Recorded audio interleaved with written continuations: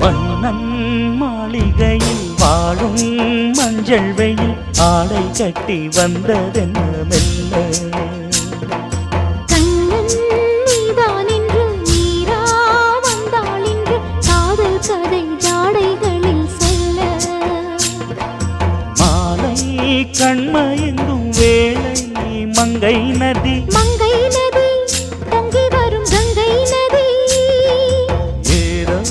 காமம் செய்த சூதோ அச்சம் விட அவன் ஒரு பானம் விட புது லீலைகள் தான் அதிகாலை வரைதான் அடிக்காதலி கண்மணி ஆஜா ஆஜா கையணைக்க ஆஜா ஆஜா दिल भर जाने दिल